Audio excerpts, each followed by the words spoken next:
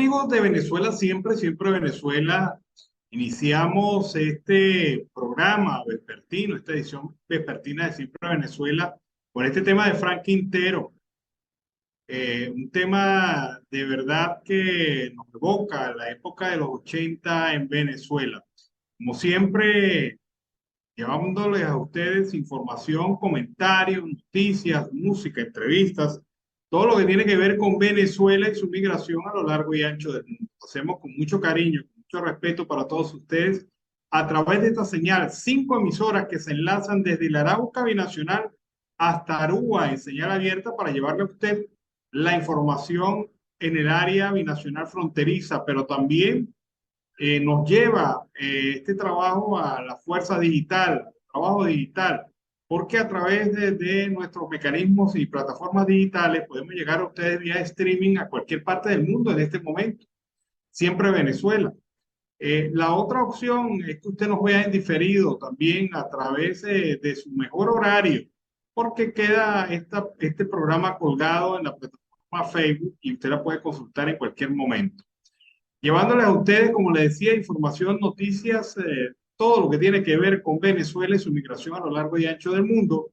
Es un trabajo en equipo en donde está Vanessa Chacón en la producción, Camilo García en redes sociales y apoyo técnico, nuestro equipo de operadores, también nuestros colaboradores y corresponsales en Colombia, Venezuela y otras partes del mundo, todos bajo la coordinación de su servidor, Alan Peral.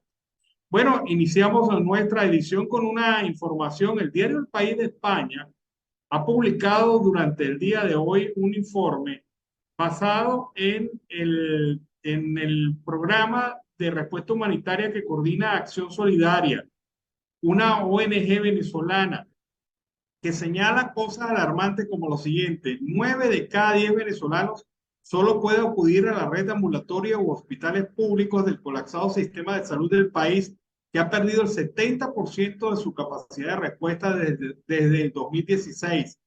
El 58% de los ciudadanos tampoco tienen recursos para gastos de bolsillo, es decir, para el pago de los ajustes a los servicios clínicos, que en teoría deberían estar cubiertos por el Estado.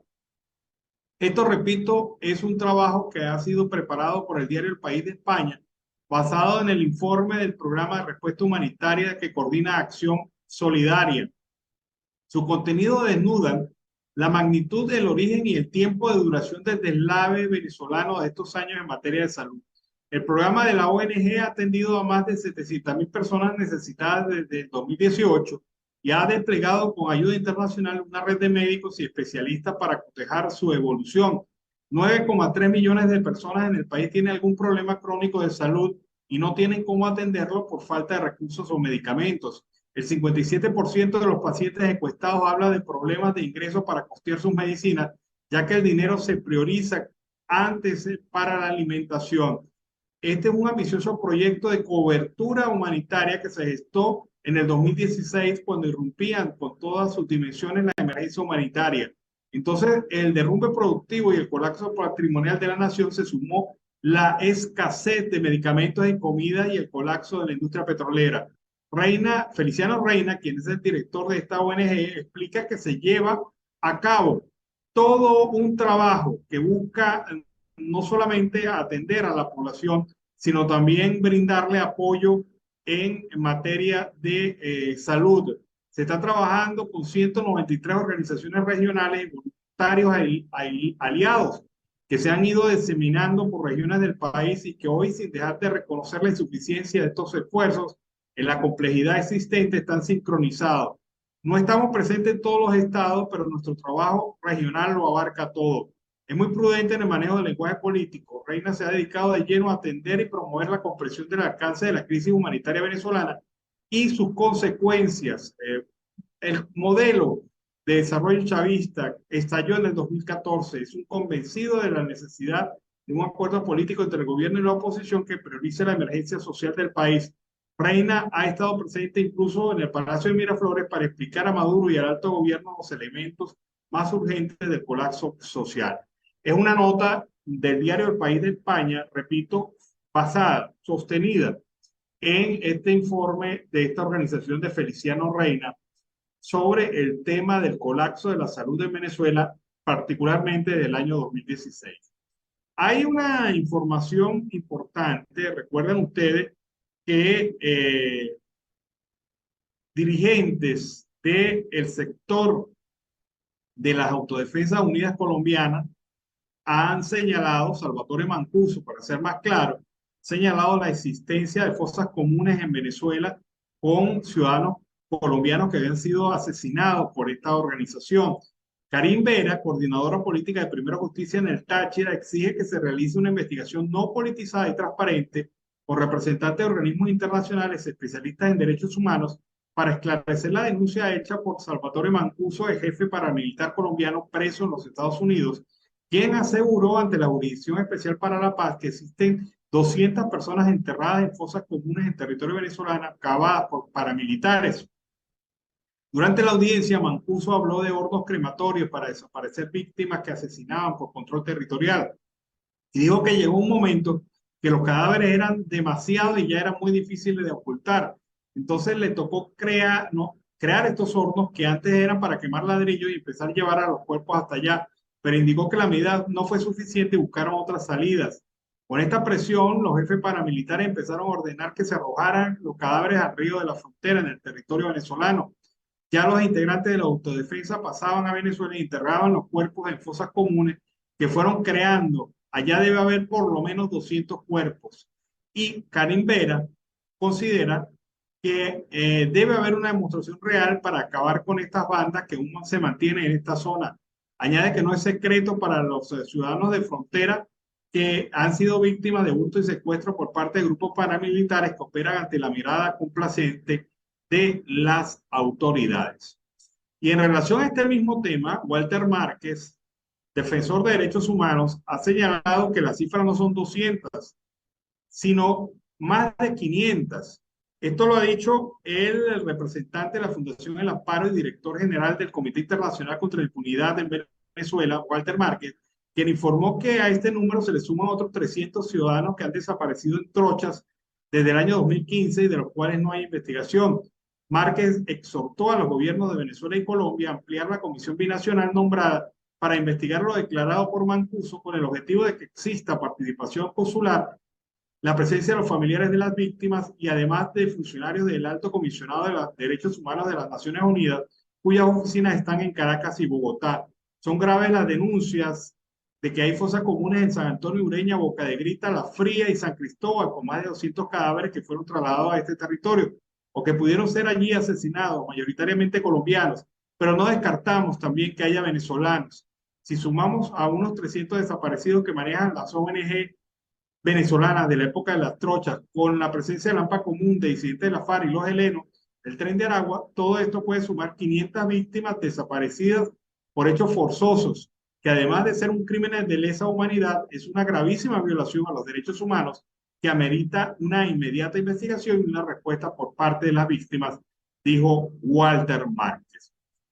Vamos a escuchar este reporte preparado por La Voz de los Estados Unidos de América. David Betancourt, de 25 años, viajó con su pareja desde Venezuela y en el trayecto descubrieron que están esperando un hijo.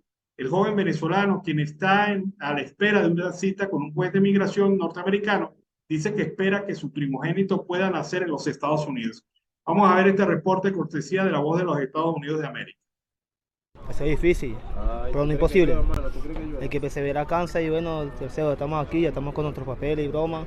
Ya bueno, hay que echarle ganas y trabajar y hacer las cosas bien, ¿me entiendes? Ayuda a Maíta, porque todo esto es por la familia nada más. Es por la familia, por la mamá, por el papá, por la familia. ¿Qué ha sido lo más difícil del recorrido desde salir de Venezuela? Lo más difícil es dejar a su familia, eso es lo más difícil. Porque no salir solo y broma es complicado. Teniendo su ser querido demasiado lejos, ¿me entiendes? Es difícil, pues. Y obviamente también el camino pasa cosas que tú no te imaginas, pero pasan. México es una locura, México. Ahí pasan cosas, secuestran, violan, extorsionan, demasiadas cosas, ¿me entiendes? Así es, ¿quién de tu familia se queda en Venezuela? Toda mi familia. Tengo toda mi familia en Venezuela. Aquí tengo mi pareja, está embarazada, está en estado. Nombre Dios pueda tenerlo acá, pero todo bien. Toda mi familia está en Venezuela. ¿Cruzaste junto con ella? Claro que sí, me entregué. ¿Tú te entregaste? Sí, ¿Ella también se entregó? Ella se entregó. ¿Tienen algún permiso para estar acá legalmente? Sí, tengo mi permiso ya, tengo mi permiso que tengo que presentarme a una corte y todo eso y seguir mi proceso de inmigración, pero todo bien, todo por la legal. ¿Y a dónde van ahorita ustedes? Ahorita no yo voy a Denver, luego voy a Chicago donde tengo que presentarme y todo eso. Sí, ¿tienes familiares acá en Estados Unidos en algún lugar? Acá tengo conocido, tengo primo conocido, pues. ¿En dónde? En Chicago. Chicago. ¿Cuál es su sueño? Mi sueño es darle todo a mi madre, a mis seres queridos y ¿qué le puedo decir? Pues, echarle ganas. ¿Saben algo de de la finalización del título 42, ahora el inicio del título 8? ¿Están informados acerca de Sí, eso? algo estamos informados, no todo, pero sí algo. Pero bueno, solamente vamos intentando, estamos haciendo las cosas bien por nuestros papeles y todas esas cosas y intentemos que no desamparen, ¿me entienden? En el sentido que lo manejemos otra vez para atrás, solamente queremos hacer las cosas bien y seguir trabajando para la familia.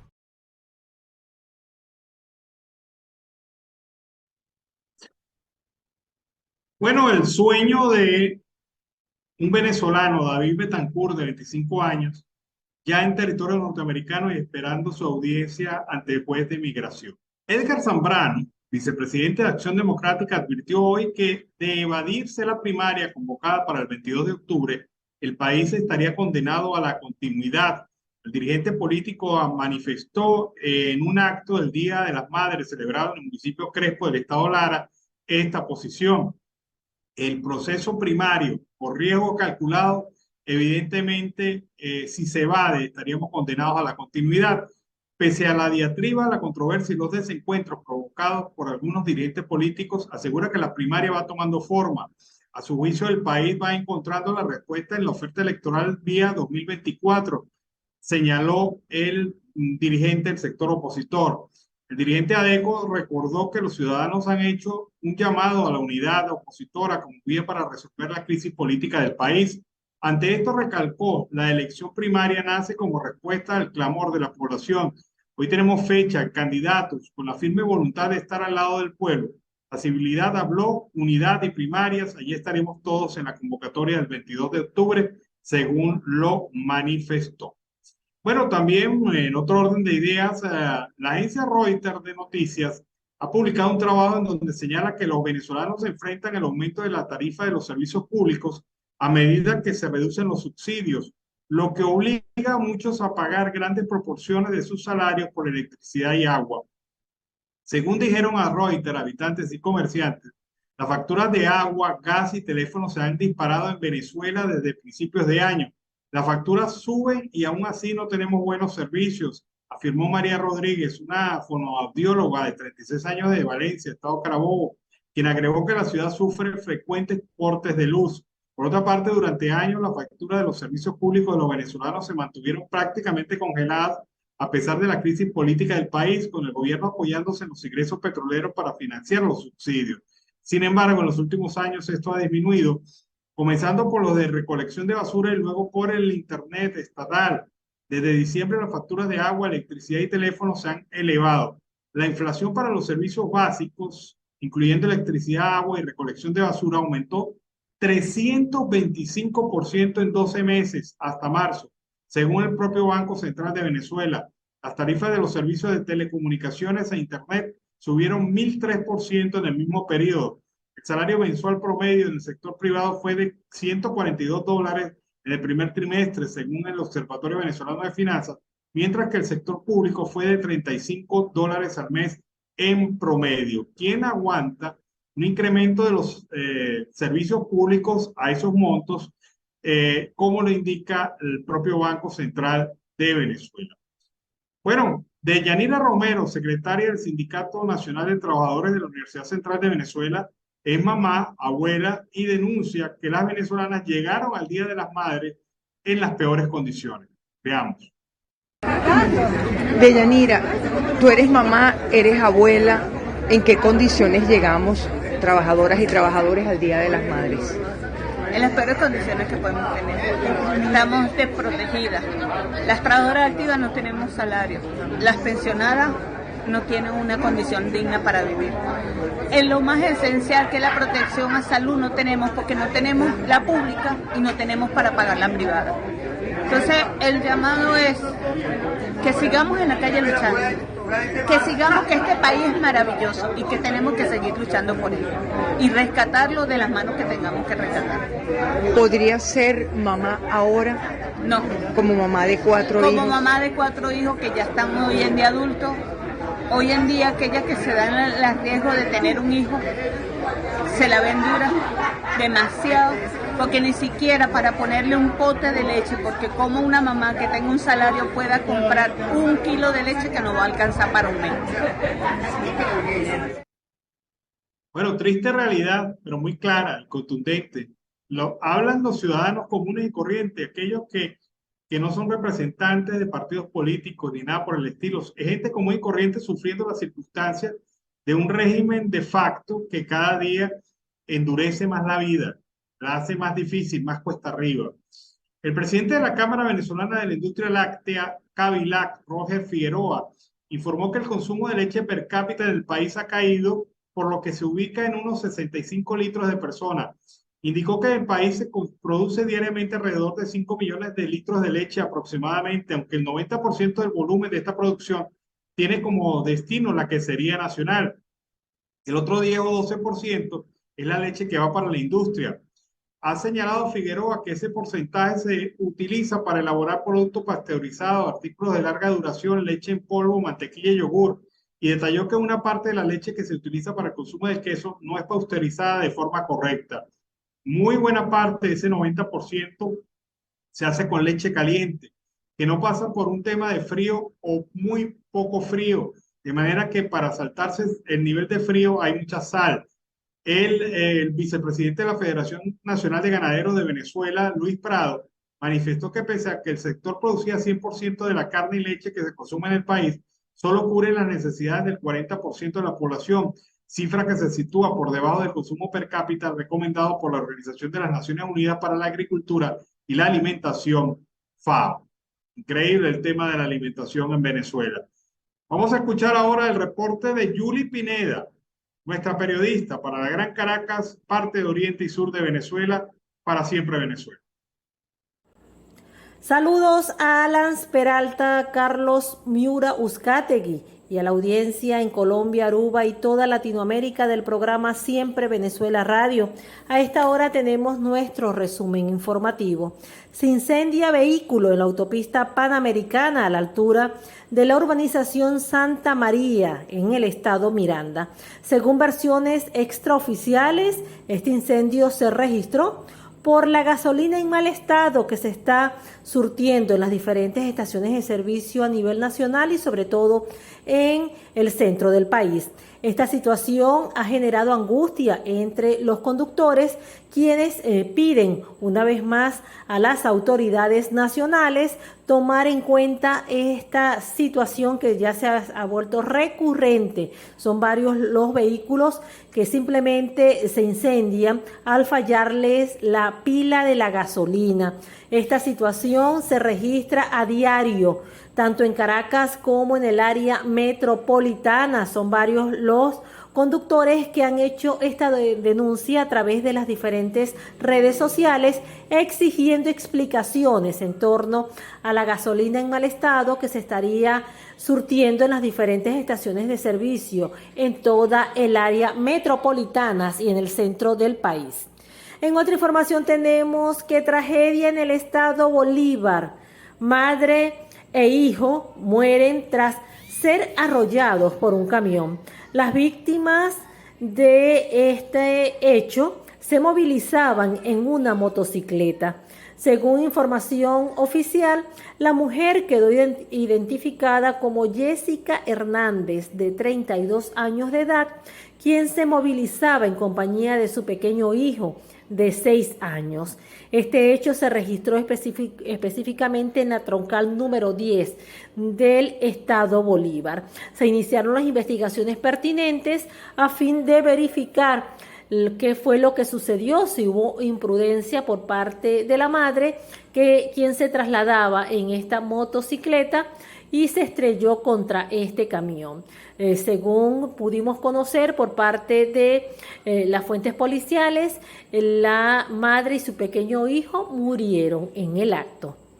Para finalizar, tenemos que se incrementan los operativos de seguridad en el oriente del país, sobre todo en el estado Bolívar. Esto con el objeto de darle una lucha frontal a las bandas delictivas que operan en esta parte de Venezuela. Es importante resaltar que se trabaja de manera mancomunada entre los diferentes cuerpos de seguridad, es decir, la Guardia Nacional, las policías regional y las policías municipales. Es de resaltar que estos operativos se estarán desplegando durante toda esta semana. Bien, esto es todo por los momentos. Soy Yuli Pineda, CNP 6871, con las informaciones de la Gran Caracas, oriente y sur de Venezuela. Bueno, fue Yuli Pineda, nuestra corresponsal en la Gran Caracas, parte de oriente y sur de Venezuela. En otro orden de ideas, la vicepresidenta nacional del Movimiento Socialismo Más, María Verdeal, manifiesta su preocupación porque se siguen cometiendo errores en cuanto a los preparativos de las primarias de la oposición. Hay toda la posibilidad, y así lo reflejan las encuestas, de cambiar los destinos del país en el 2024. Un cambio real de manera pacífica, electoral y democrática, en la que todos estamos convencidos que hay que seguir. Verdeal condena que algunos actores políticos busquen satanizar el proceso de primaria con la participación del Consejo Nacional Electoral. Dice que es una actitud reprochable. La comisión de primaria habla de garantizar que no se conozca la identidad del elector, por lo que esperamos que quienes hoy critican la participación del CNE no abandonen la ruta electoral, porque estos representantes del ente electoral serán quienes realizarán el proceso de elecciones presidenciales del 2024. Admite que las condiciones son adversas, que existe ventajismo electoral y que hay abuso de poder, pero recuerda que todas estas condiciones se han vivido en los procesos anteriores y así se han ganado alcaldías, gobernaciones y vamos a ganar las elecciones de 2024, asegura. A juicio de la representante del Movimiento Socialismo, no querer las primarias con este CNE, pero aceptarlo para la elección presidencial, solamente confunde al elector y lo ahuyenta al decir que en un momento sí y en otro no, según lo destaca. Bueno, con esta información nos vamos a la pausa comercial y musical del momento y al regreso seguimos aquí con más de Venezuela Siempre, Siempre Venezuela. Bueno, seguimos acá en Venezuela Siempre, Siempre Venezuela, iniciando este tercer segmento del programa vespertino, la segunda hora de nuestro programa Siempre Venezuela en la tarde de hoy. Como siempre lo hacemos, con la visita en la sala de Carlos Uzcategui el Miura, que es buen vecino, llega acá, silenciosamente se mete en la sala, pero ahí está. Carlos, buenas tardes, ¿cómo estás? Buenas tardes, Alan. Feliz tarde para ti, para la audiencia hasta ahora. Bueno, recuerda, Carlos, que hablábamos sobre los posibles y potenciales impactos del decreto de la nueva ley migratoria del estado de la Florida en la clase trabajadora de ese estado, de esa parte de los Estados Unidos. Creo que la Florida es el segundo estado de la Unión en población. Y esta ley migratoria ya está empezando a ahuyentar a los trabajadores de su puesto de trabajo, porque algo que quizás no había medido directamente el gobernador DeSantis es el hecho de que la mayoría de los trabajadores de los llamados trabajos semicalificados o no calificados eran hechos por latinos. Y la nueva ley lo que hace es ahuyentar a los latinos que empezaron a salir del estado de la Florida una vez se firmó este decreto. ¿Qué te parece eso, Carlos? Bueno, Alan, esto me hace recordar en 1932, 1946, 1952, cuando en la Gran Manzana, en Manhattan, en Nueva York, ¿quiénes hacían los rascacielos, Alan? Los indios Sioux, los Apache, los chicanos y los latinos, sobre todo de la parte europea, que eran los irlandeses y los italianos. Es decir, que el propio norteamericano, el propio gringo puro, no hace ese trabajo. Pero volviendo a la Florida, a Denver, el Doral, Miami Beach, Alan, la gran mayoría de los trabajos que son de este tipo, mantenimiento, construcción, jardinería, son hispanos. Ahora, si es verdad, desde el día viernes han salido en manadas, hermanos. ¿Cómo va quedando la población rural y, por supuesto, urbana en los trabajos en la Gran Florida? Por ahí tenemos un video para mostrar los impactos iniciales de este decreto del gobernador del estado de la Florida. Veamos el video y luego comentamos, Camilo. Veamos. Andamos todos agüitados porque no llegó ni una persona a trabajar, ni alma se mira, mira.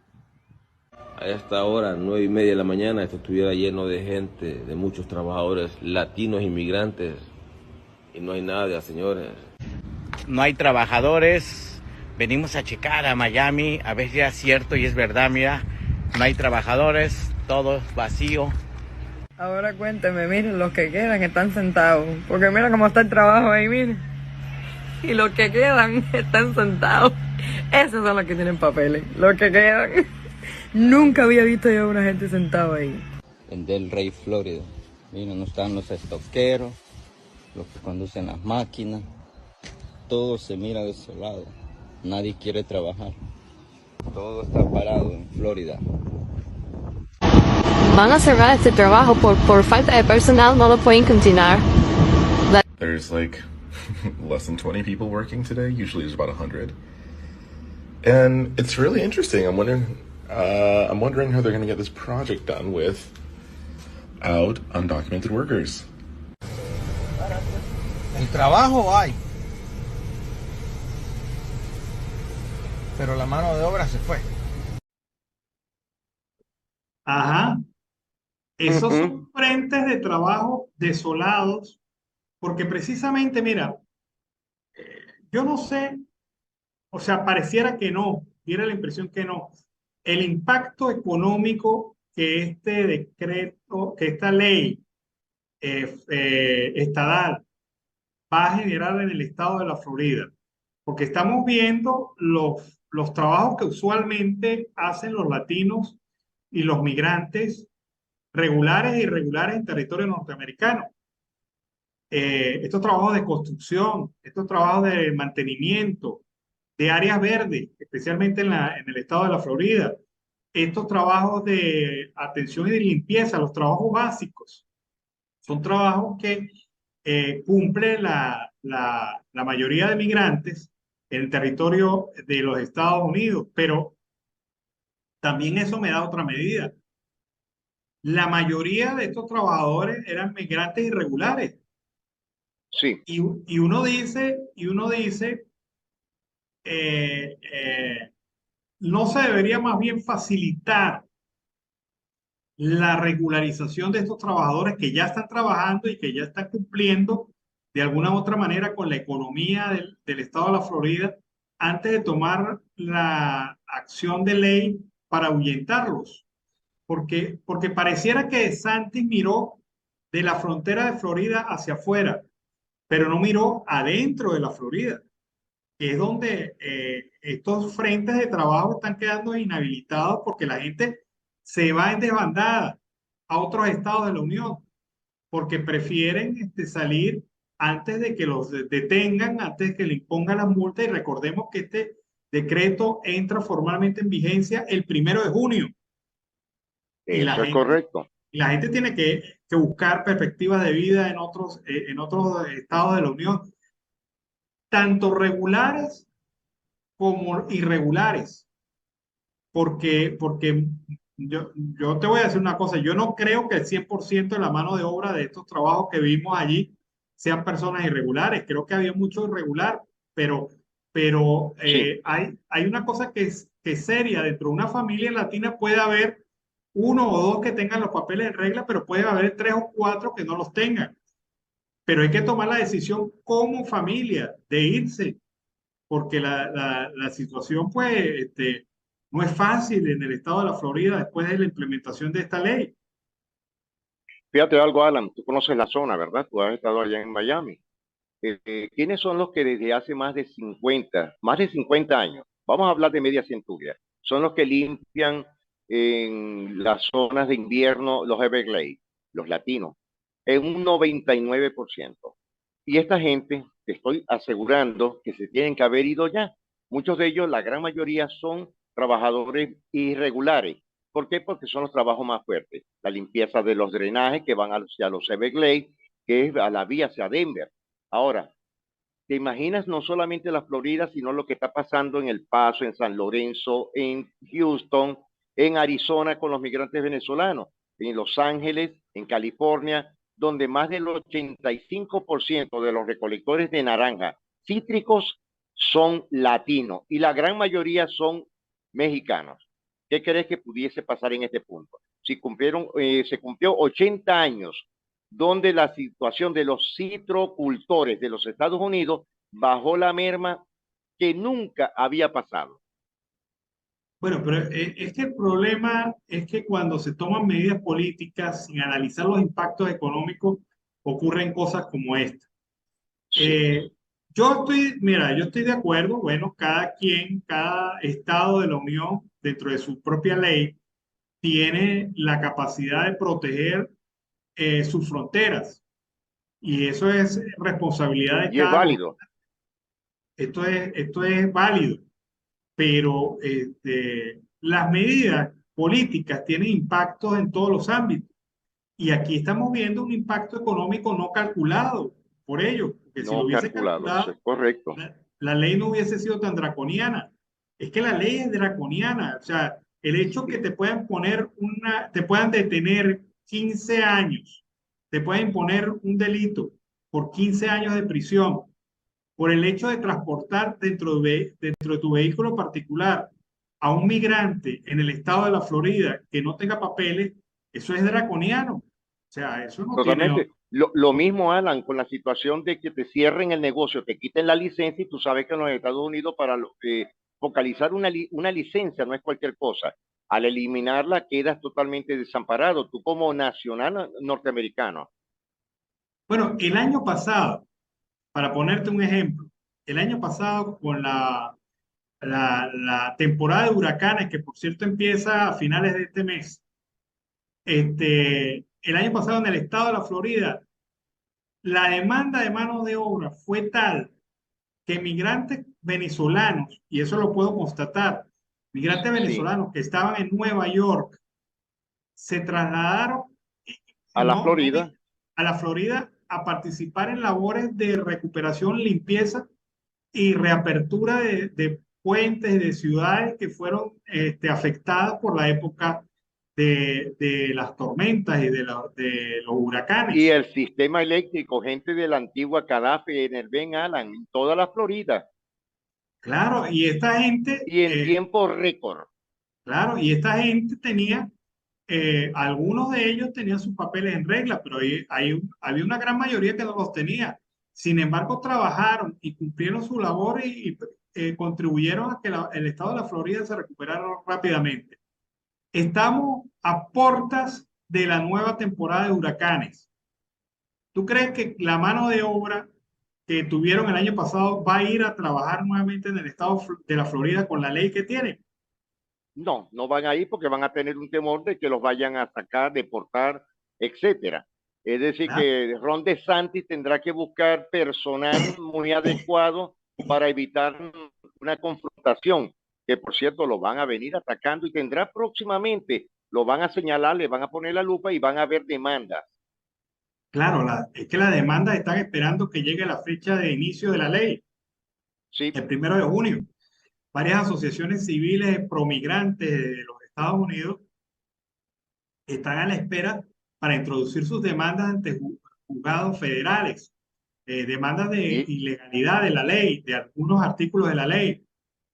Y esto le va a afectar políticamente para las elecciones presidenciales que él tiene sus aspiraciones, Alan. Sí, pero fíjate este elemento nada más que te estoy tocando, tema de la temporada de huracanes. El año pasado se ameritó batallones de trabajadores para la recuperación rápida del estado de la Florida. Y tienen que reconocer que muchos de ellos eran migrantes irregulares, pero se presentaron a trabajar en el estado de la Florida. Este año, ante la nueva perspectiva de la temporada de huracanes y de tormentas en el estado de la Florida, ¿de dónde van a sacar la mano de obra para las labores de reconstrucción, recuperación y limpieza? Que usualmente esto es un fenómeno anual. Todos los años se presenta la misma situación. Todos los años. Bueno, Ron DeSantis tendrá dos formas de hacerlo. O envía unos bucecitos a la frontera, o se trae a varios migrantes, o tendrá que él mismo, con una pala, un pico y una carretilla, conjuntamente con su personal, del condado y limpiar los desastres naturales que siempre han pasado, como lo dices tú, todos los años. Yo O digo, él reformular su estatus de lo que va a hacer con los migrantes. hay obviamente, pues, la situación es, obviamente, pues, no es fácil. Yo entiendo No, a De Santis, yo entiendo la preocupación de Santis, pero es que la medida que toma tiene impacto no solamente en el sector primario de la economía, que es la producción de alimentos, la atención de bienes y servicios, sino que ahora viene también la afectación del sector servicios, porque muchos empleados de tiendas, de comercios, de supermercados, son trabajadores migrantes, algunos de ellos en condición irregular, que prestaban sus sí, servicios. hispanohablante. Claro. Aquellos que prestan servicios de transporte a través de sistemas de base electrónica como son DoorDash u otros sistemas de transporte de vehículos, taxi driver y toda esta gente, pues también van a desaparecer. O sea, Restaurantes de comida rápido, Alan, la gran mayoría son trabajadores hispanos. sí, me parece que la medida tomada por DeSantis no ha tomado, o sea, se miró de la frontera hacia afuera, no de la frontera del estado de la Florida hacia adentro. Y esto tiene su impacto. ¿Qué tan fuerte sea el impacto? Vamos a esperar, porque todavía es prematuro hablar de eso, especialmente cuando la Sí, medida todavía no ha arrancado. Pero lo que hemos visto a través de imágenes hace prever que esta situación pues se le complique al propio gobernador republicano frente a la realidad. Es que la verdad y la realidad son tercas. Y obviamente, pues, esto no permite al gobierno de ese estado enfrentarlo a corto plazo. Alan, Tú quieres, fíjate tú algo, ¿no? quieres, claro, tú quieres traer trabajadores de otros estados, que vas a tener que traerlos, que tengan regularización y que tengan también estatus americano, pues vas a tener que pagar hasta el doble Y de lo que le mucho, pagaban a los migrantes latinos. Entonces, por supuesto, eso es cierto.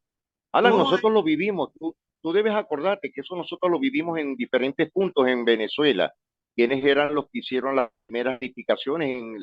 ¿Te acuerdas de Caicagüita? La gran mayoría eran migrantes colombianos, dominicanos y hondureños. Lo mismo sucedió en las fronteras binacionales, tanto de Brasil como Venezuela, y la frontera que nosotros más conocemos, que es la frontera del norte, desde el estado Zulia hasta el estado Táchira de la Arauca.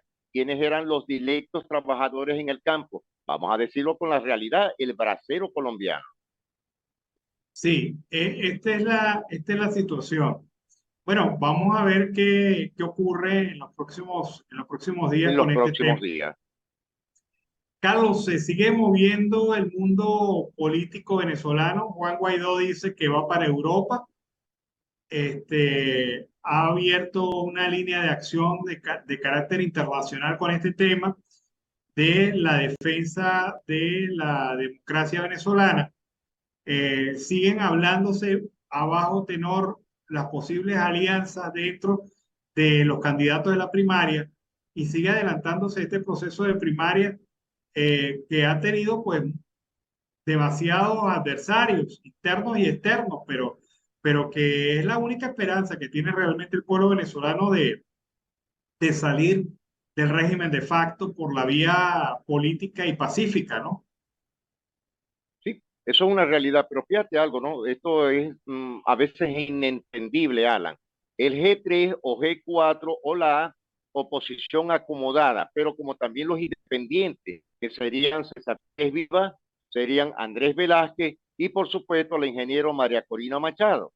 Se están atacando mutuamente, sobre todo en el tema de María Corina, y han desplazado un poco lo que es la base de Andrés Velázquez cuando es un candidato que ha sido muy sólido en su discurso. Ahora, la situación es lo siguiente, ¿dejaría el G3 o el G4, es decir, los candidatos del pasado de la oposición, que entraran estos tres candidatos que serían de la oposición. Actuar, estamos hablando de los independientes, Alan. Esto sí es preocupante. Bueno, es que yo creo que tienen, esta gente de los partidos tienen en contra el alto nivel de rechazo que ahora tienen los partidos políticos tradicionales. Y Por esto, supuesto. pues, sin duda alguna, afecta cualquier plan, cualquier proyecto que puedan tener. Ahora, yo te pregunto una cosa, además de Manuel Rosales, ¿Un Nuevo Tiempo tiene algún candidato para las primarias? O sea, ¿tendría algún candidato para las primarias? No, Alan, no lo tiene. Conozco bien la situación de Un Nuevo Tiempo. La gran mayoría son ex de COPEI, ex de Acción Democrática, y él no tiene hasta el momento un alfil donde él moverlo diagonal para decir, este va a ser mi candidato.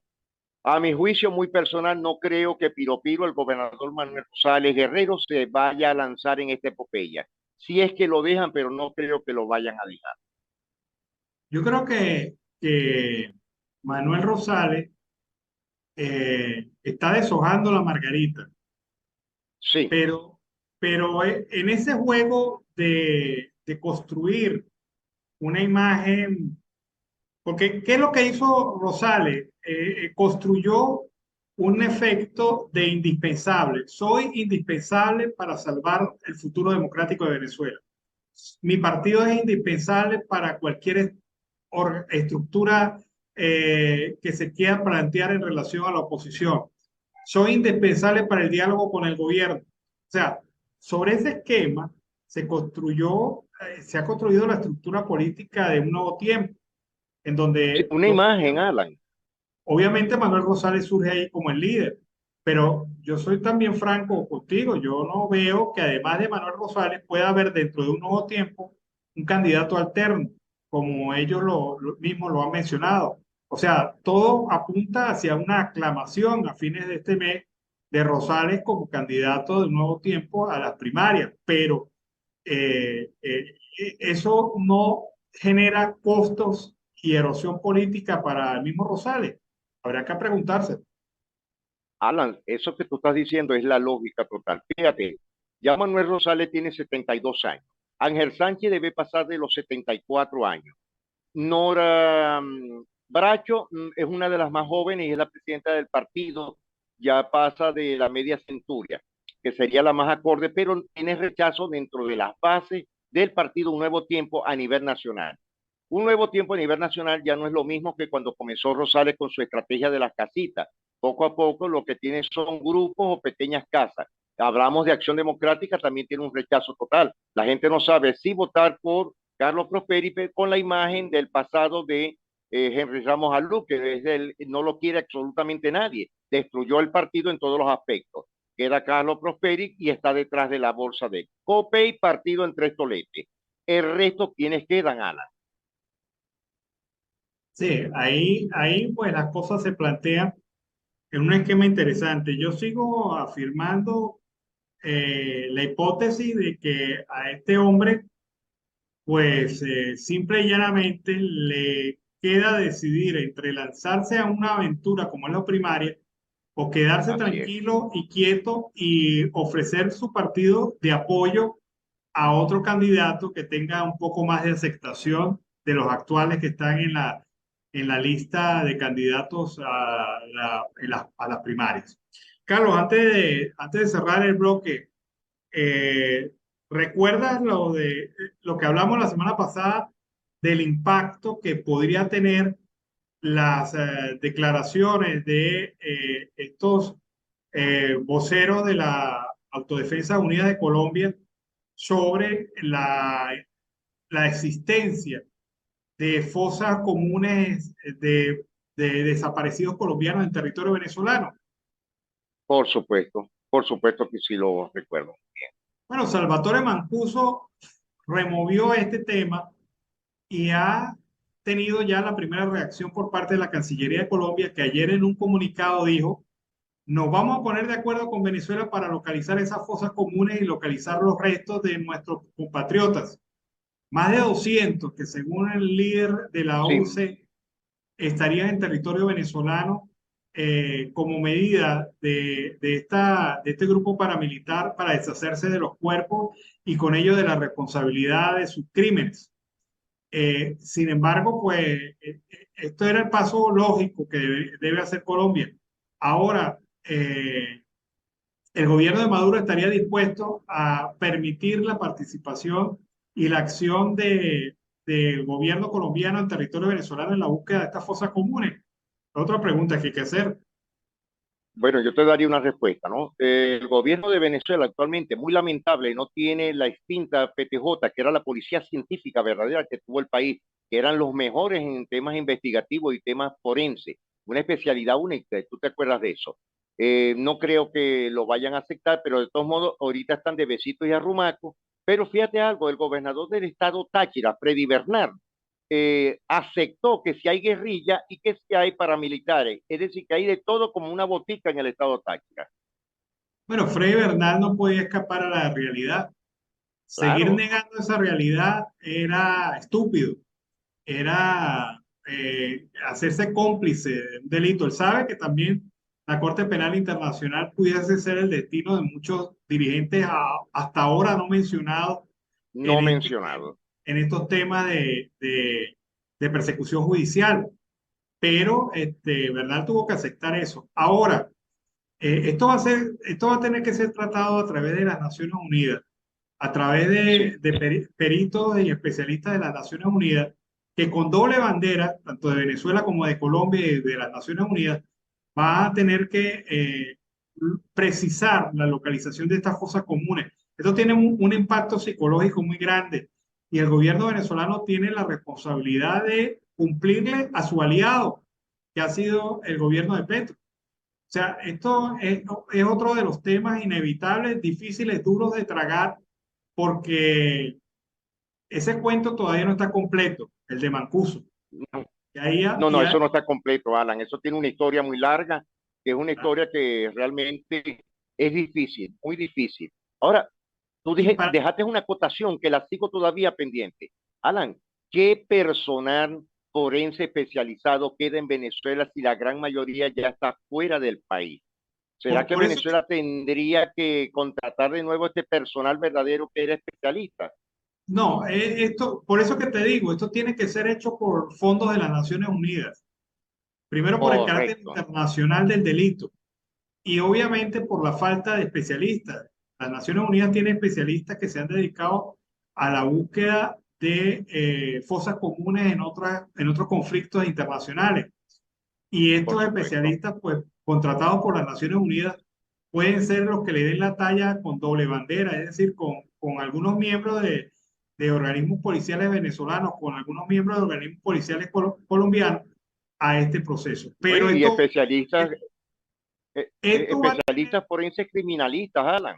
Claro, esto va a tener un impacto que todavía no ha precisado ninguno de los dos gobiernos, porque no creo que para colocar esos cuerpos en territorio venezolano haya sido la libre de los miembros de la UC. Ha tenido que haber cómplices en territorio venezolano y esto puede extenderse en ramificaciones mucho más allá.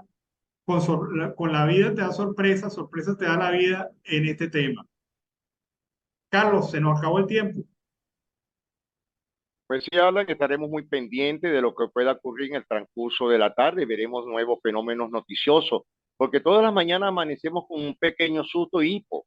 Bueno, Alan, te digo esta mañana a ti, a la audiencia que nos sigue día a día y, por supuesto, a nuestros corresponsales y el equipo de producción. Feliz mañana para todos, feliz tarde para todos.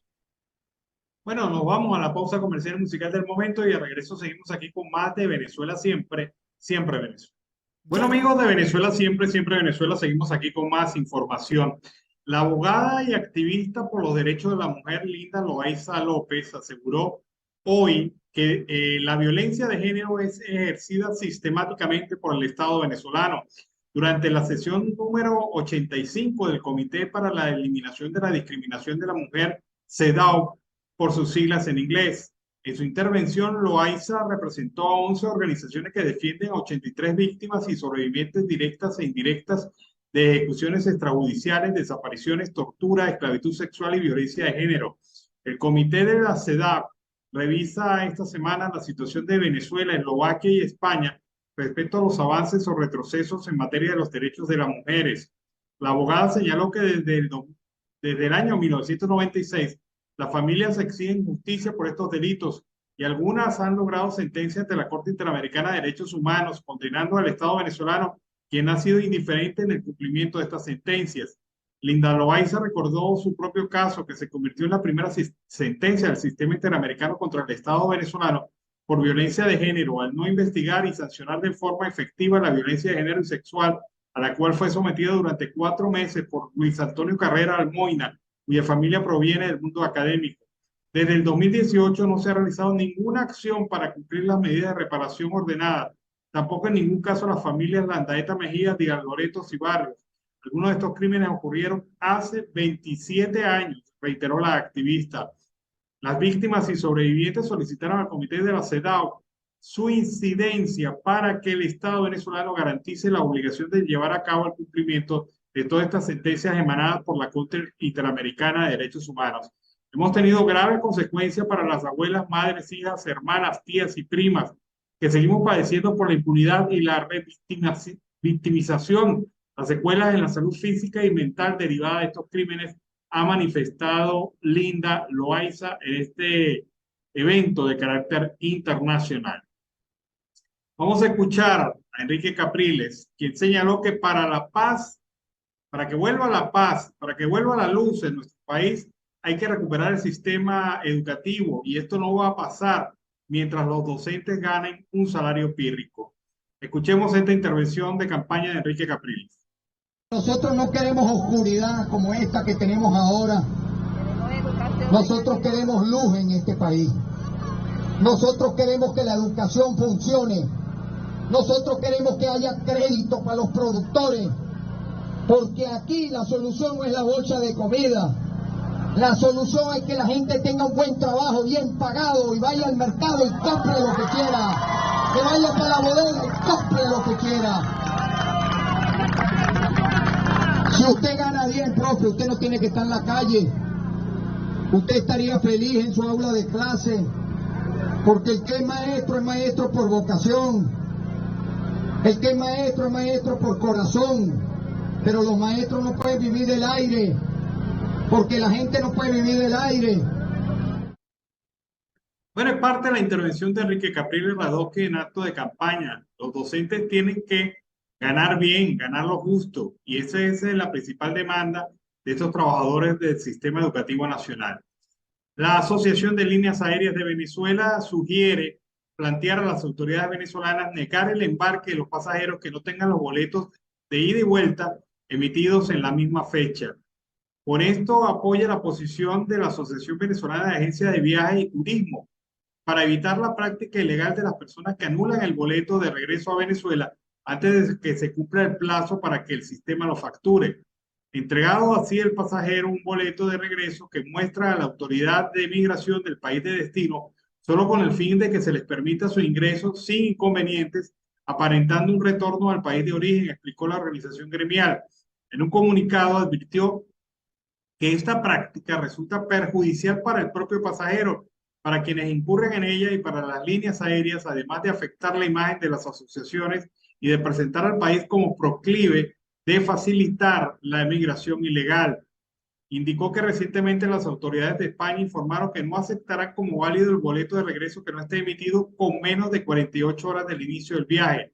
La ALAP sugiere que no eliminarse dicha práctica ilegal y deshonesta con las medidas aplicadas hasta ahora, conjuntamente podríamos plantear a la autoridad aeronáutica la conveniencia de que la aerolínea pueda denegar el embarque al pasajero si el boleto de regreso no tiene emitido en la misma oportunidad del boleto de ida y que dicha porción no haya sido anulada posteriormente, a menos que el viajero sea residente del país de destino. La Asociación Venezolana de Agencias de Viajes y Turismo ha advertido que al menos desde el 2020 la compra de boletos con retorno anulable con fines migratorios es una práctica ilegal que pudiera implicar penalizaciones y sanciones por parte de las aerolíneas y ponen en riesgo el viaje del pasajero, pudiendo ocasionarle la detención, multa devolución inmediata al país de origen, así como la pérdida de credibilidad dentro del sector turístico para la agencia que lo emita. Luego de emitido el round trip, es ilegal anular el boleto de retorno una vez que el pasajero haya embarcado en dicho vuelo, afirmó. ¿Qué está pasando? Que la gente se monta en el avión comprando el boleto de regreso menos de 48 horas antes de la partida. ¿Qué ocurre? Que cuando llega al país de destino, muestran el boleto de regreso y pasa. Pero en ese proceso, después de haber pasado, anulan el boleto de regreso, exigen el retorno del dinero cancelado y hacen que la aerolínea pierda el boleto, que la agencia de viajes pierda la venta del boleto, y esto está generando pues molestias en las aerolíneas que dicen que no van a atender solicitudes de agencias de viaje que presenten alto índice de este proceso. Así que piden que el boleto se compre con 48 horas de anticipación, lo mínimo, para que pueda ser facturado, y evidentemente pues ahí el único que perdería sería el que anula el pasaje de retorno, el que no lo utiliza, que es el pasajero migrante irregular. Vamos a escuchar ahora el reporte de nuestra colega Claudia Gutiérrez de los estados Anzoátegui, Nueva Esparta y del Tamacuro para Siempre Venezuela. Saludos y buenas tardes. Alas Peralta, Carlos Miura Uzcategui y la audiencia en Colombia, Venezuela, Aruba, Curazao, Bonaire, Chile, Estados Unidos. Les informa la periodista Claudia Gutiérrez, CNP 10804, desde el estado Anzoátegui, oriente del país, Nueva Esparta, Margarita, la Perla del Oriente y del Tamacuro. A continuación, con la información desde el estado Anzoátegui. La presidenta del Sindicato Venezolano de Maestros en Anzoátegui, Mayra Marín, rechazó el anuncio que realizó recientemente la ministra de Educación, Yelice Santaella, acerca de comenzar una consulta pública para diseñar un nuevo contrato colectivo para el sector. A su juicio, esta medida que brinda la autoridad ministerial retrasa aún más la firma de la tercera convención, que lleva más de un año sin discutirse, alcanzando hasta ahora el 30% de las cláusulas aprobadas. Más información desde el estado Nueva Esparta. Perteneciente a la Dirección de Inteligencia Estratégica de la Policía Nacional Bolivariana del estado Anzoátegui, tras labores de inteligencia en Juan Diego, municipio Marcano, efectuaron la aprehensión de 3 ciudadanos por presunta droga, incautado 2 panelas de droga denominada cocaína con un peso de 2 kilos 300 gramos, así como también el curso de investigación. Los funcionarios también lograron ubicar a 59 millas náuticas de la isla de Margarita en el archipiélago Los Hermanos, 13 panelas de cocaína con un peso de 14 kilos 850 gramos vinculado al mismo caso. En total fueron incautados 17 kilos 150 drogas por los funcionarios de la Policía Nacional Bolivariana en la región insular. A continuación, con la información desde el estado del Tamacuro. Funcionarios de la Policía Municipal de Tucupita detuvieron en el sector La Floresta, parroquia San Rafael, municipio de Tucupita del estado del Tamacuro, a un profesor de la Universidad Territorial Francisco Tamayo, identificado como Lenín Vladimir Méndez Valdés, de 53 años de edad, señalado por presuntamente violar a una menor de edad, informó la jefe de la Policía Municipal de Tucupita, Milagro Sequea, quien también detalló que el caso quedó a la orden de la Fiscalía Quinta del Ministerio Público. A esta hora culminamos las informaciones. Les informó Claudia Gutiérrez, CNP 10804. Bueno, fue el reporte de Claudia Gutiérrez desde los estados orientales de Venezuela, el Tamacuro, Anzoátegui y también el estado de Nueva Esparta. Con este reporte finalizamos nuestra edición vespertina de Siempre Venezuela, como siempre llevándoles a ustedes información, comentarios, noticias, música, entrevistas, todo lo que tiene que ver con Venezuela y su migración a lo largo y ancho del mundo. Es un trabajo en equipo en donde está Vanessa Chacón en la producción, Camilo García en redes sociales, apoyo técnico, nuestro equipo de operadores en cada una de las emisoras que tienen señal abierta de Siempre Venezuela. También nuestros colaboradores y corresponsales en Colombia, Venezuela y otras partes del mundo, todos bajo la coordinación y supervisión de su servidor, Alas Peralta. Nos despedimos Hasta mañana, que tengan una feliz noche y recuerden estar siempre en contacto con Siempre Venezuela. Siempre Venezuela es un programa que te brinda las mejores noticias, comentarios, análisis, entrevistas y música. Información sin censura en la voz de los protagonistas. Todo un equipo de producción de primer nivel. Siempre Venezuela. Lo encontrarás en las radios de tu preferencia. O si no, visítanos en nuestras plataformas digitales. Siempre Venezuela Radio. En Instagram, Facebook y Twitter. De lunes a viernes le decimos lo que en Venezuela prohíben. Porque somos Venezuela siempre, siempre Venezuela.